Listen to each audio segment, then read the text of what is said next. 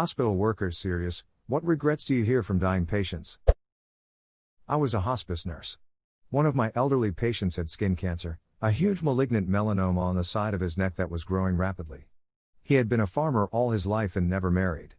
One night we were talking and I asked him if there was anything he wished he had done differently in his life, and he thought about it a minute and said he wished he had worn a hat when he was farming. I wish he did too. I love his answer. I hope he's farming in a better place now. With a hat on.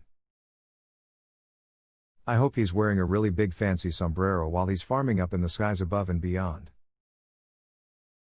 I hope the rain on earth is just him watering the clouds. I work in a hospital. Whenever someone is at the end of their life, they always just want to be with their loved ones. Any regrets I've heard is always family related. They wanted more time with the people they love. Most people are at peace with things though. People also tend to wish they took their health seriously.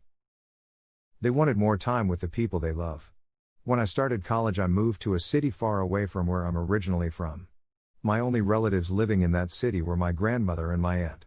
I moved in with my grandma. The move was going to be temporary while I looked for an affordable apartment to rent. My grandma's apartment was a walking distance from my college, and I got to spend time with her. It was a win-win situation.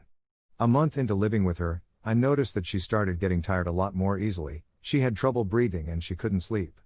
My aunt also noticed this and decided to take her to the hospital. My grandma was diagnosed with lung cancer and died 2 weeks later.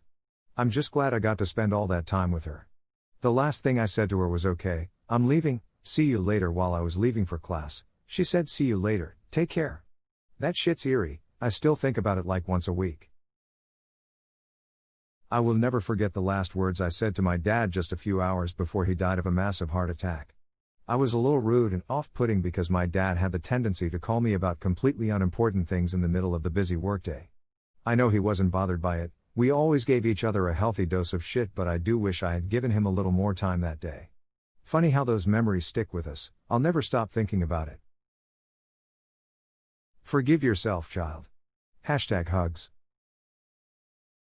This is exactly it. He wouldn't want you feeling bad over something like that. He wished he had been a better father to his daughter. He wished they had reconnected. His dementia prevented him from remembering they had reconnected years before and that she visited often. I wish I could have made him aware that he had accomplished his last wish. But he died not really understanding that. Holy shit, this is the saddest post in the entire thread. Shucks, all this shit is sad. I'm out of here. In the it's not something most people see coming when they arrive, but it's usually the same regret when they are coherent. They all wish their family was there, which sucks even more lately with COVID since family can't come in initially. Or they cry out for their so in a panic. It's gotten to the point recently where we tell them so is right here with you. The look of relief on people's faces just hearing that gets me every time. People just want to not be alone at the end. In a confession subreddit, a dude confessed how he was with a man. During his last moments, he crashed his truck in the roadside. Op was behind him, called the urgencies. As Op was waiting the ambulance, even hearing it, the man asked after his wife, where she was, that he wanted to see her. Op tried to comfort it the best he could, saying she was on her way. The man died when the ambulance arrived. Sometimes after, Op looked after this man, on social networks. He found out that this man's wife was already passed. And that he said to the man that his late wife was on her way. Oh, how a little white lie turned into an oddly comforting truth. I had a patient who I was in the room with when her doctor explained she only had a few weeks to live. I knew her well, spent quite a bit of time talking to her up to the news. The days that followed, she seemed to have accepted she was dying. She lived this beautiful, independent, and successful life, maybe not money successful, but just plain happy. Anyways, when I was helping her to the tub on day 10 since receiving the news, she just broke down crying and couldn't stop crying about how much she wished she didn't put her dog down. They could have died together. Come to find out her dog was on his deathbed too. I guess she put her dog down a few days before going into the hospital. She knew her life was over, so she put him down first. She hated herself for it and for the fact she blew the opportunity for them to spend their last moments together. Really heartbreaking to watch, to hear that unfold. She passed early in the morning 2 days later. I took a couple of mental health days off after she passed and spent some time looking up dogs to adopt and new jobs to apply for. My mom did home health and hospice. My stepdad was very abusive and my mom would take me to work with her to try and protect me. She didn't want to leave him due to religious beliefs. That's a different story. There was an old man. I'd play cards with him. We'd talk about working on the farm we had. He was a nice guy. He figured out I was being physically abused. His health started declining and he couldn't play cards or get out of bed. The last time I saw him, he said he was sorry he wasn't younger and that he couldn't help me. Almost 25 years ago and I still remember him. Dang, this one hit me in the heart. I wish I could let him know that we did leave my dad and I grew up to have a good life. I don't remember a lot of my childhood. But I can remember the few bright spots of kindness as compassion some people showed me. I worked as an oncology nurse right out of nursing school. I was barely 21 years old. Had a patient about my age who was dying of lung cancer. A few hours before he died I sat with him and he was telling me how much he wished that he would have had more time to maybe fall in love, marry, have kids. He was so young. He asked me to call his parents and he died shortly after they arrived. It was awful. His regrets were more about the life not lived. Many older patients had some interesting life stories, and most wanted to tell them before they died. Most were at peace with the life they lived. Many regretted working so much and not spending enough time with family. Sometimes I feel my bones straining under the weight of all the lives I'm not living. Jonathan Safran. 4, extremely loud and incredibly close. I did training to be a CNA and we had to work in a nursing home as part of our training. I didn't really get into any deep conversations with the patients there, but I can say this. If you have family in a nursing home, please visit with them. It's a sad and lonely place to be. It really is. I'm doing my nursing school clinical in one right now and it's ducking sad. On my shift yesterday, people asked me to translate for one resident who was agitated and crying in Portuguese. No one could understand her. I went to her room and asked her what she needs. She said she wants to go to bed and sleep, she's alone, doesn't have her husband, and her kids forgot about her. It's just sad, I'm all alone, she said with tears in her eyes. Please visit your family if they're in a nursing home. Edit, this comment blew up overnight and I have really enjoyed reading everybody's responses. Thank you for sharing your personal experiences here, stranger friends. There are several comments that mention the trauma bad or abusive parenting can cause, and how that would affect whether someone gets visitors or not.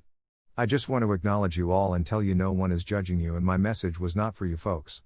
We all need to find our own peace in life and that means cutting off abusers. My message was intended for those of us who intend to visit or call mom and dad but life seems to always get in the way. Those of us who may not realize just how lonely life in those facilities is. I worked with one woman very advanced in dementia.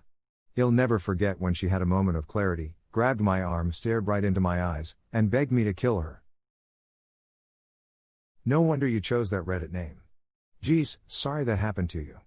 I used to volunteer with my teen daughter in a nursing home once a month and still feel haunted by my memory of those people as I go through midlife.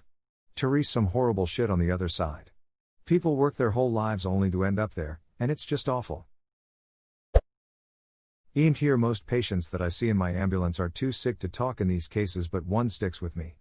Mid-40s male called us for chest pain, put a 12 lead on, and he was in the middle of a massive heart attack. For those that know the term, he was throwing tombstones. Sad part was he had medical training, so he knew that it wasn't good. We were screaming to the hospital. He looked me dead in the eye and goes, "I should have ate that F cake." When I asked what he meant, he told me, "F what others think. If it makes you happy, do it. Eat the cake, pet a squirrel, take a nap. F anyone else, it doesn't matter." He crashed shortly after we got to her, didn't come back. Now at least if I want to do something purely for the fun of it and my wife asks why I want to, all I have to say is I want to pet the squirrel. Edit, for more information. Obligatory, please don't actually pet wild squirrels. They will not be entertained that you are messing with them and put their teeth to work. Tombstones on a EKG are indicative of a massive damage being done to the muscle of the heart due to blockage, and due to electrical signals being seen actually look like tombstones, also known as widowmakers, due to the fatality rate. I couldn't tell him what his EKG said due to my level of training. I can only obtain and transmit them, not interpret them, but he asked to see it and knew what he was looking at. Edit 1, holy smoke, silver and gold, this blew up overnight. Thank you, kind Redditors. I can relate to this story. I'm a paramedic from Australia. Once, early in my career, I was treating a cardiologist in his 50s from a major trauma center that was experiencing severe chest pain. Cool, pale, clammy, he looked like complete shit. 12 leads showed a large ST depression with a slope in V1 V3. I knew that it was severe, and that the patient was showing de Winter's T waves, For those that don't know, this specific rhythm is an indication of a huge occlusion of the LAD artery in the heart. The cardiologist saw the look on my face and asked to see what he had. He knew almost instantly what it was, asked me if I knew what it was, which I confirmed that I did. He and I both knew that his situation was dire, and that I'd already given all of the medications and interventions that were within my scope of practice. He arrested en route to hospital and verification of death was completed after 40 minutes of CPR. I'll never forget how educated he was on his own condition. He almost seemed reserved to his fate. I think there's some solace in having the knowledge. There's no panic or false hope. You see the results and you know you're going to die. You accept the inevitable rather than worry about the possible.